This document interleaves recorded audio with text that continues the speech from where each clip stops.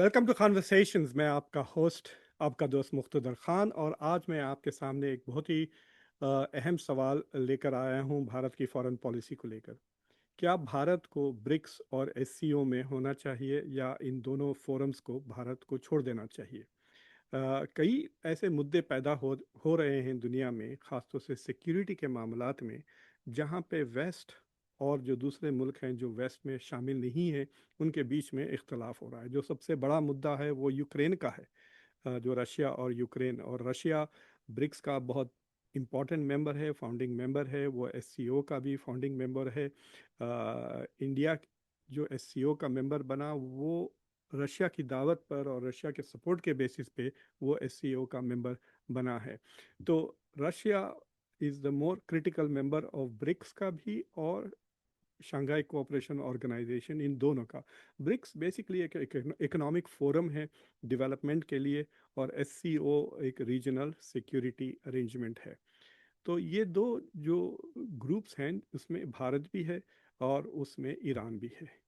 तो ये जो अब ईरान का जो मसला पैदा खड़ा हो गया, जिस पे इसराइल ने ईरान पर हमला कर दिया है, और अमेरिका ने भी अब ईरान के ऊपर हमला कर दिया है। तो इस मामले को लेकर ऐसा साफ जाहिर हो रहा है कि ब्रिक्स और एससीओ एक तरफ है, और भारत बिल्कुल आउट ऑफ सिंक है, बिल्कुल अलग है, उनसे अलग पड़ा है। तो मिसाल के तौर पे अगर आप ले लें, तो ब्रिक्स ने तो ईरान के मसले पर अभी कोई ऐसा यूनिफाइड स्टेटमेंट इशू नहीं किया, क्योंकि ब्रिक्स सिक्योरिटी के मामलात पर जिक्र नहीं करता। लेकिन ब्रिक्स के जो मेंबर्स हैं, प्रोमिनेंट मेंबर्स, जैसा रशिया और चाइना, उन्होंने बहुत ही सख्त ज़ुबान में ईरान को सपोर्ट किया और इसराइल की निंदा की, और उसके बाद अमेरिका की भी निंदा की। और ये दोनों मुल्क यूएन सिक्योरिटी काउंसिल में ईरान के कहने पर इस मुद्दे को वो उठा रहे हैं, और कोशिश करेंगे कि इसराइल के कंडेमनेशन करे। इसराइल ने इंटरनेशनल लॉ जो वायलेट किया एक सॉवरेन स्टेट पर हमला करके। तो द ब्रिक्स की जितनी भी पॉलिसीज़ हैं, they are mostly driven by Russia और चाइना, और रशिया और चाइना प्रो वेस्टर्न स्टेट्स नहीं है। India has become a pro western state. India कहता है कि मैं एससीओ का भी हिस्सा रहूँगा, G7 का भी हिस्सा रहूँगा, मैं G20 में भी रहूँगा, मैं ब्रिक्स में भी रहूँगा। G20 में चाइना भी है, G7 में चाइना को बुलाया नहीं जाता, but China is part of G20 also. Security council का वो मेंबर है। In fact China is more part of the global order than India. उसके बावजूद चाइना वेस्ट के ख़िलाफ़ बयानात देता है। चाइना का सबसे बड़ा ट्रेडिंग पार्टनर अमेरिका है। अमेरिका इंडिया से कई गुना ज़्यादा ट्रेड वो अमेरिका के साथ करता है, लेकिन उसके बावजूद वो क्रिटिसाइज़ करता है अमेरिका को ईरान के मुद्दे पर, गाज़ा के मुद्दे पर, यूक्रेन के मुद्दे पर। लेकिन इंडिया इन सारे मसलों पर, गाज़ा को ले लें तो भी वो इसराइल के फेवर में वोट डालता है सिक्योरिटी काउंसिल में। ईरान के मुद्दे को ले लें, उस पर भी वो सपोर्ट करता है इसराइल को ऑन इंटरनेशनल फोरम्स। एससीओ ने जॉइंट स्टेटमेंट दिया बहुत सख्ती से इसराइल को कंडेम करते हुए।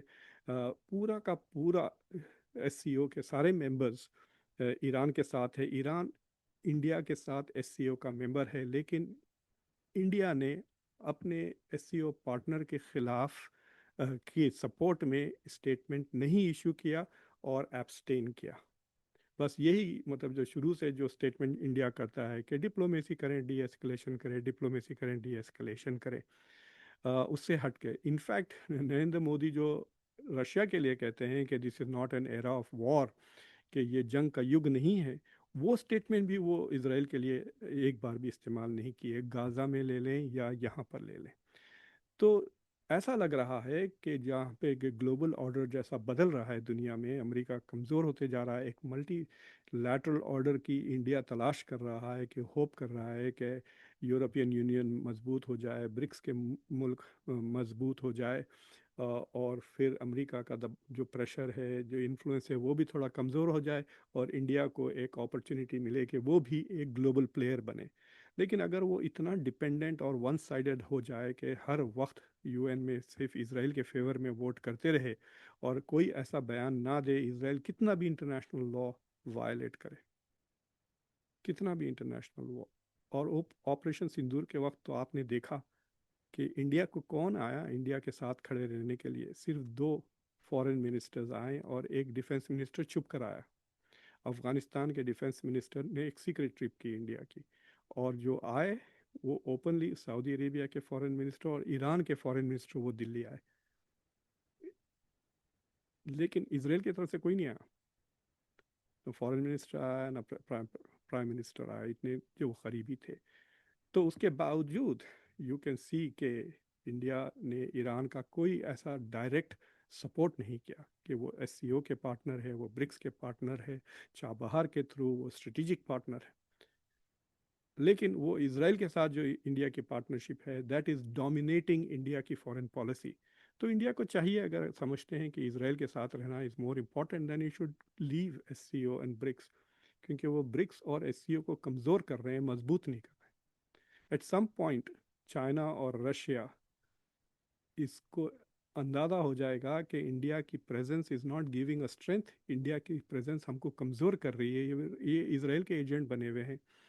और हमारे जो स्टेटमेंट यूनानिमस जाने के बजाय एक basically out of sync statement India की तरफ से आ रहा है। तो सवाल ये उठता है कि should India leave SCO and BRICS, इससे पहले के ब्रिक्स एंड एससीओ उनसे परे हो जाए। एससीओ को इतना कमज़ोर कर दिया है इंडिया ने कि इंडिया जब 2023 में एससीओ के चेयरमैनशिप जब इंडिया के पास थी, उस साल इंडिया के पास G20 की भी चेयरमैनशिप थी, तो उन्होंने G20 का समिट तो इतनी शानदार तरीके से किया, करोड़ों रुपए उस पर खर्च किए, लेकिन एससीओ का समिट उन्होंने वर्चुअल कर दिया, विच वॉज, मतलब वो तो काफ़ी डैमेज हो गया। मतलब सोचिए अगर आप वो रियल होता तो पुतिन आते इंडिया, शी जिनपिंग आते इंडिया, और it would have been a big event, लेकिन उसको इंडिया ने वर्चुअल कर दिया। बेसिकली वो वेस्ट के इतने पीछे भाग रहे थे कि they didn't want Putin coming to India. India is not a member of international criminal court, तो इंडिया पे दबाव नहीं होता कि पुतिन को अरेस्ट कर लें, जिस तरह साउथ अफ्रीका पे था, because South Africa ICC sign किया हुआ है। और गाज़ा के मसले पर भी अगर आप देखें, ब्रिक्स मुल्क रशिया ने भी गाज़ा में काफ़ी सपोर्ट किया है फ़लस्तीनियों की, चाइना तो कर ही रहा है, डिप्लोमेटिकली कह रहा हूँ, और साउथ अफ्रीका ने तो इसराइल के खिलाफ केस कर दिया है। तो ब्रिक्स के भी आप देखते सकते हैं RICS, इंडिया एक भी, ब्राज़ील, लूला तो फ़लस्तीनी वो कफ़िया पहन के फिरते हैं जब वो G7 भी आते हैं। तो Brazil, Russia, China, south Africa वो बहुत सपोर्ट करते हैं गाज़ा की, इंडिया इसराइल का सपोर्ट करता है। तो आप ब्रिक्स में क्यों हैं? एससीओ में स्टेटमेंट आती है ईरान के सपोर्ट में, इंडिया एब्सटेन कर लेता है। तो इंडिया की जो फॉरेन पॉलिसी है, बोलने की हद तक वो कह रहे हैं कि हम स्ट्रेटेजिक ऑटोनॉमी मेंटेन करेंगे, लेकिन in reality it has become very pro western. Pro जो अमेरिका चाहता है, जिस तरह इंडिया वोट करे उस तरह वो यूएन सिक्योरिटी काउंसिल में इसराइल के लिए भी वैसे ही वोट कर रहा है। So at some point people are going to notice कि India is not a good and strong partner in BRICS, not a good and strong partner in SCO. तो ये इंडिया के मेरे लिए लॉन्ग टर्म मुझे लगता है it's not a good advantage कि वो इतना प्रो इसराइल हो जाए। तो ये बस एक छोटा सा मैं आपके सामने टिप्पणी रखना चाहता हूँ। तो इस पे गौर व फिक्र करें, कन्वर्सेशंस को सब्सक्राइब करें, वीडियो को लाइक करें, बेल आइकॉन ज़रूर दबाएं, और इस वीडियो को दूसरों के साथ ज़रूर शेयर करें। अंटिल नेक्स्ट टाइम, मैं आपका होस्ट, आपका दोस्त मुख्तदर खान, टेक केयर।